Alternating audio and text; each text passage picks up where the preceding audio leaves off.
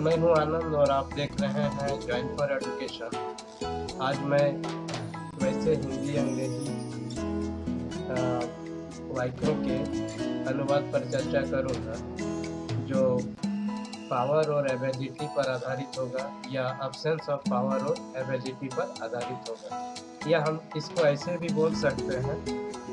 वैसे Hindi English translation पर चर्चा करूंगा जो शक्ति और अशक्ति सूचक वाक्यों।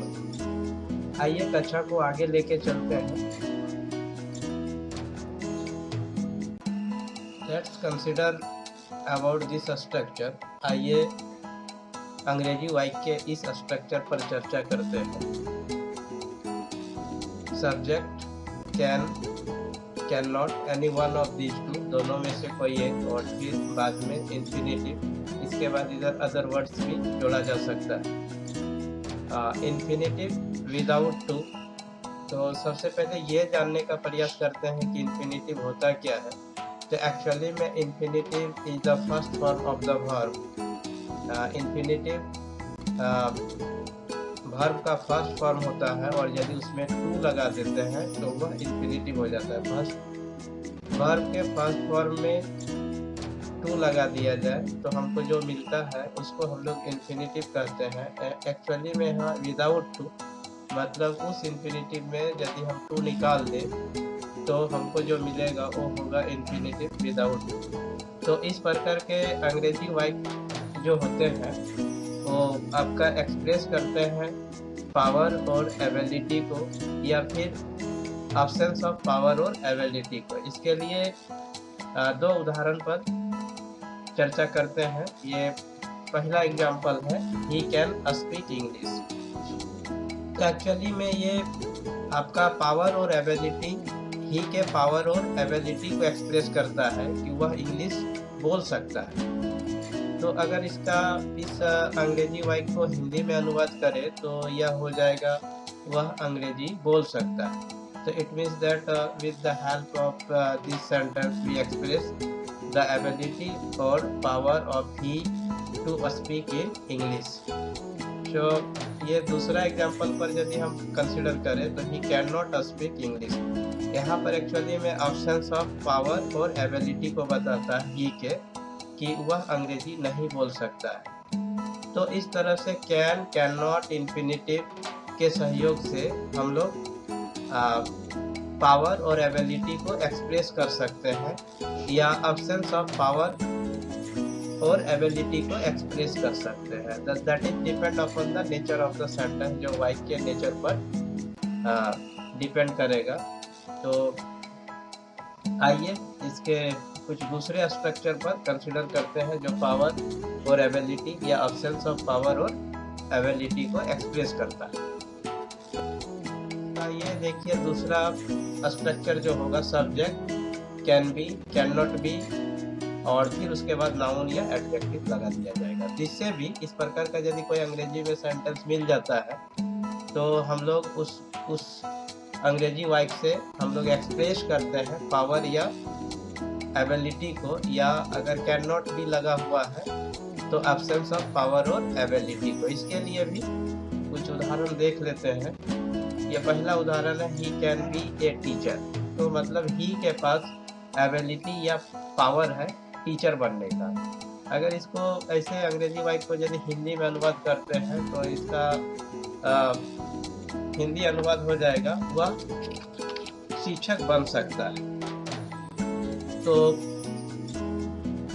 इससे मतलब ही का जो है एबिलिटी या पावर को एक्सप्रेस करता है। इसके एक दूसरे सेंटेंस पर कंसिडर करते हैं, he can not be a teacher. वह एक या वह शिक्षक नहीं बन सकता है। तो यहाँ पर अब्सेंस ऑफ पावर और एबिलिटी को एक्सप्रेस करता है। तो ऐसे वाक्य से यही समझना चाहिए। तो एक्चुअली में कैन बी और कैन नॉट बी का भी उपयोग आपका पावर और एबिलिटी को एक्सप्रेस करने में या absence of power of ability को एक्सप्रेस करने में किया जाता है। तो ऐसे अंग्रेजी वाक्य का जो स्ट्रक्चर होता है वो होता है आपका subject, can be, can not be, any one of these two, plus फिर नाउन या एडजेक्टिव हम लोग लगा देते हैं। फिर हम लोग आगे चलते हैं। तो यहाँ पर यदि देखते हैं तो फिर subject, am, is, are, able, not able plus infinitive. तो अंग्रेजी के ऐसे वाइक भी या इस तरह के स्ट्रक्चर के यदि वाइक अंग्रेजी में मिल जाए तो उससे भी हम लोग एबिलिटी या फिर आपका पावर को एक्सप्रेस करते हैं। या यदि फिर नोट वाला आ जाता है तो फिर हम लोग इसमें एक्सप्रेस करते हैं आपका अब्सेंस ऑफ पावर और एबिलिटी को। इसका भी कुछ एग्जांपल्स देख लेते हैं। ये आपका पहला एग्जांपल है, he is able to eat, मतलब वह खाने का उसके पास एबिलिटी या आपका पावर है।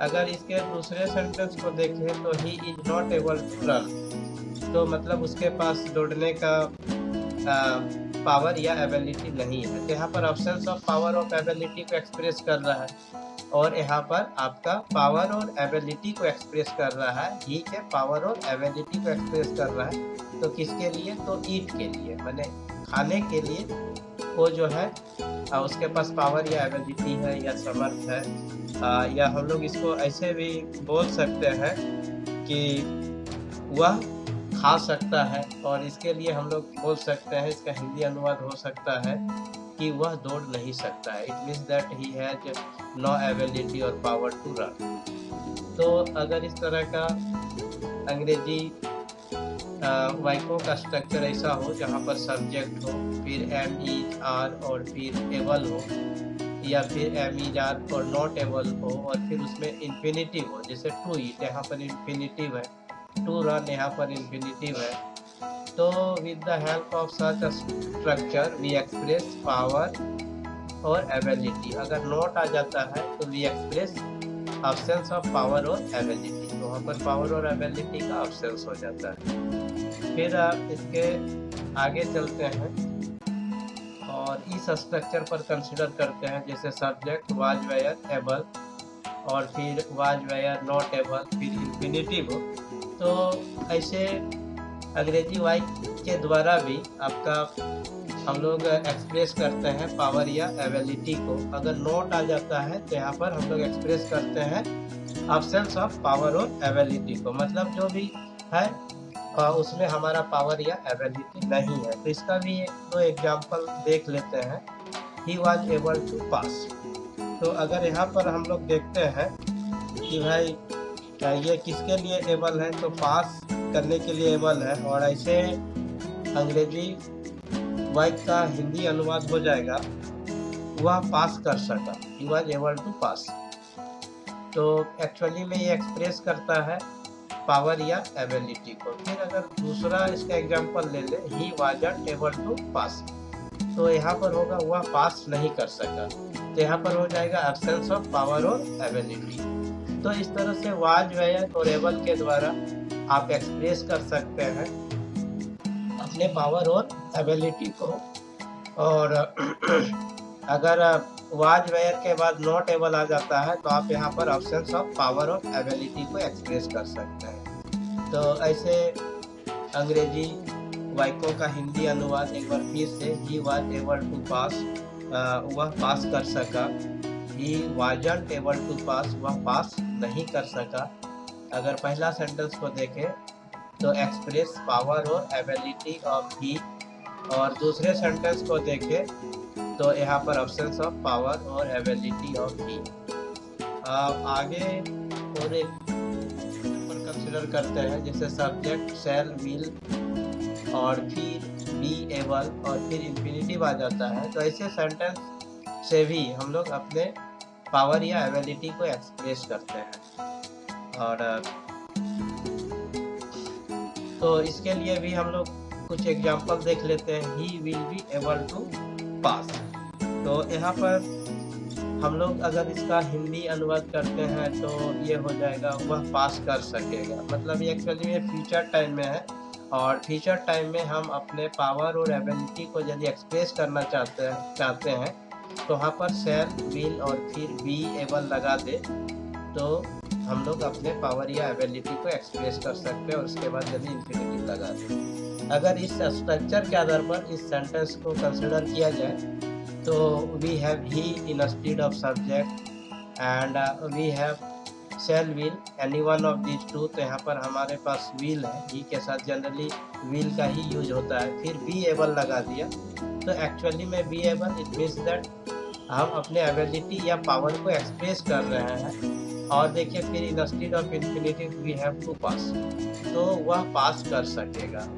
ऐसे अंग्रेजी वाक्यों का हिंदी अनुवाद होगा।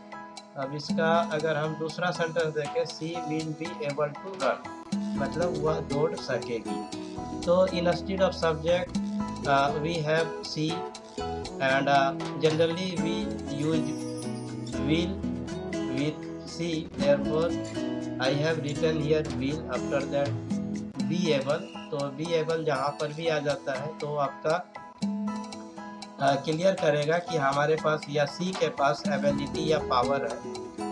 इन्फिनिटिव का मतलब यहाँ instead of infinitive we have to run, मतलब वह दौड़ सके, मतलब फ्यूचर टाइम में ये काम होगा तो उसके पास दौड़ने या क्या कहते हैं कि दौड़ने का पावर या एबिलिटी है फ्यूचर टाइम में। तो इस प्रकार के अंग्रेजी वाक्य के द्वारा भी हम लोग अपने पावर और एबिलिटी को एक्सप्रेस कर सकते हैं। फिर आगे चलते हैं, अगर हम इस स्ट्रक्चर पर कंसीडर करें तो यहाँ पर हमको मिल जाता है सब्जेक्ट, फिर शैल विल और फिर not be able plus infinity. तो यहाँ पर एक्चुअली में नोट लगा हुआ है, तो ऑप्शंस ऑफ पावर और एबिलिटी को हम लोग यहाँ पर एक्सप्रेस करेंगे। अगर इसके एग्जांपल पर कंसीडर करें, he will not be able to pass, मतलब वह पास नहीं कर सकेगा, मतलब यहाँ ऑप्शंस ऑफ पावर और एबिलिटी को एक्सप्रेस कर रहा है, वो भी फ्यूचर टाइम के लिए। अगर इसके दूसरे एग्जांपल पर कंसीडर करें तो she will not be able to run, मतलब वह दौड़ नहीं सकेगी।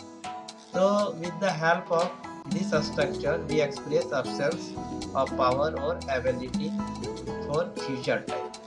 तो ऐसे अंग्रेजी सेंटेंस के स्ट्रक्चर भी आपका ऑप्शंस ऑफ पावर और एबिलिटी को एक्सप्रेस करते हैं। अगर यहाँ पर देखा जाए तो we have he instead of subject and generally we use will, and after that I have written not be able, and to pass we have instead of infinity। तो इस प्रकार के अंग्रेजी वाक्य के द्वारा आपका ऑप्शंस ऑफ पावर और एबिलिटी को एक्सप्रेस किया जाता है।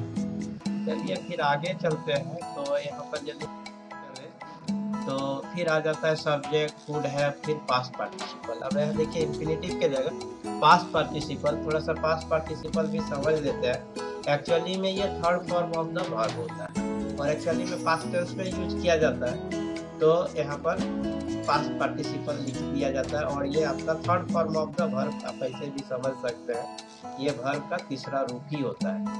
तो with the help of such types of the sentence structure in English we express, यहाँ पर देखने से ही पता चलता है कि हम एक्सप्रेस किसको करेंगे, तो पावर और एबिलिटी को। यहाँ पर भी कुछ एग्जांपल है, उसको भी देख लेते हैं। he could have passed, ठीक है। तो यहाँ पर यदि हम देखते हैं तो इसका हिंदी अनुवाद हो जाएगा वह पास कर सकता था। तो instead of subject we have he, after that we have written could have according to the structure, and this is the past participle और third form of the past। तो past का ये third form, तो वह पास कर सकता था। तो यहाँ पर आपका क्या है, हम लोग एक्सप्रेस कर रहे हैं पावर या एबिलिटी को, पास कर ही के पावर और एबिलिटी को, तो किसके लिए, तो पास करने के लिए, तो वह पास कर सकता था। ये आपका इसका हिंदी अनुवाद हो जाएगा। अब इसके दूसरे सेंटेंस को यदि देखें, शी कुड हैव रन, मतलब वह दौड़ सकती थी। तो ये भी आपका है कि मतलब एक्सप्रेस कर रहे हैं अपने पावर और एबिलिटी को। तो टू एक्सप्रेस पावर और ability we use could have का भी यूज होगा, और फिर आपका उससे पहले सब्जेक्ट आएगा और सब्जेक्ट के बाद फिर पास्ट पार्टिसिपल आएगा। तो हम पता है कि मतलब ये third form of the verb होता है। फिर यदि हम लोग आगे चले, फिर एक इस स्ट्रक्चर पर कंसिडर करते हैं, सब्जेक्ट, कुड हैव बीन और फिर नाउन और एडजेक्टिव। तो इस तरह के अंग्रेजी वाक्य के संरचना के द्वारा या स्ट्रक्चर के द्वारा भी हम लोग अपने पावर या एबिलिटी को एक्सप्रेस कर सकते हैं। इसके लिए भी एग्जाम्पल देख लेते हैं। ये एग्जाम्पल है he could have been a leader. तो मतलब है कि he could have been a leader मतलब वह नेता हो सकता था। तो एक्चुअली में ऐसे सेंटेंस जो होते हैं, ऐसे अंग्रेजी वाक्य जो सेंटेंस होते हैं, with the help of such types of the English sentences we express our power और एबिलिटी। तो मतलब लीडर बनने के लिए ही के पास जो पावर या एबिलिटी है उसको एक्सप्रेस करने के लिए ऐसे स्ट्रक्चर का उपयोग किया जाता है या ऐसे इंग्लिश स्ट्रक्चर का उपयोग किया जाता है। यदि इस पर थोड़ा सा और कर ले तो we have he instead of subject, और फिर स्ट्रक्चर में जो आपका है कुड हैव बीन, तो यहाँ कुड हैव बीन लिख दिया गया, और फिर नाउन एडजेक्टिव। तो एक्चुअली में यहाँ ए लीडर जो है एक्चुअली में नाउन है, और with the help of this sentence we express power और ability of he to be a leader. अगर इसके दूसरे एग्जांपल को देखते हैं तो she could have been a teacher, मतलब वह शिक्षक बन सकती थी। तो ये भी है उसके मतलब पावर और एबिलिटी को जो है एक्सप्रेस करने के लिए यूज किया जा रहा है, और एक्चुअली में इस सेंटेंस को अकॉर्डिंग टू दिस स्ट्रक्चर लिखा गया। तो we have C instead of subject, उसके बाद कुड हैव बीन है, तो यहाँ देखिए कुड हैव बीन लिख दिया गया, और फिर नाउन और एडजेक्टिव अगर यहाँ देखा जाए तो ये टीचर जो है नाउन। तो इस तरह से हम लोगों ने आज ये सीखने का प्रयास किया कि मतलब अंग्रेजी के अलग अलग स्ट्रक्चर, और उस स्ट्रक्चर के सहयोग से हम लोग अपने पावर और एबिलिटी को एक्सप्रेस करते हैं या एब्सेंस ऑफ पावर और एबिलिटी को एक्सप्रेस करते हैं। एक बार फिर से देख लेते हैं word which are used to express power और एबिलिटी। एक्चुअली में जो आपका है can, is able, are able, am able, can be, was able, will be able, shall be able, could have been. Actually में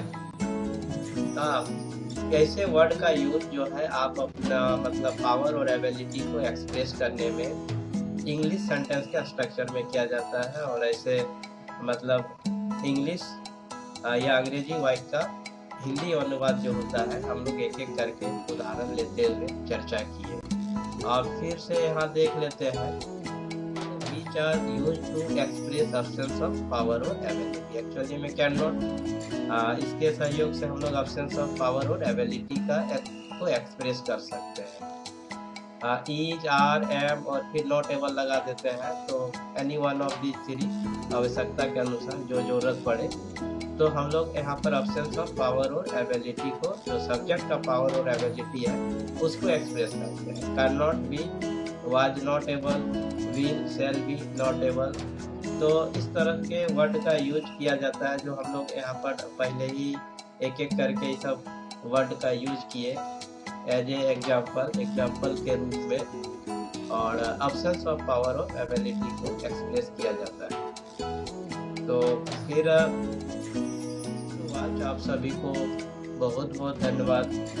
आप लोगों ने इसको देखा, सुना, और hope that this lecture will be useful to all audience spectator who are interested in Hindi English translation. तो उन सभी आशा करते हैं कि ये सभी श्रोताओं या दर्शकों के लिए उपयोगी होगा जो हिंदी इंग्लिश ट्रांसलेशन में अपनी रुचि रखते हैं। तो मैं आनंद आप लोगों को फिर से थैंक्स करता हूँ, धन्यवाद करता हूँ कि आप हमारे साथ इस डिटेल्स के अंतिम तक बने रहे। So thanks to all of you to stay with me till the last details of this Hindi English translation, and with the help of this English Hindi translation we have learned how to express our ability or power or absence of ability or power. Once again I thanks to all of you. Thank you very much.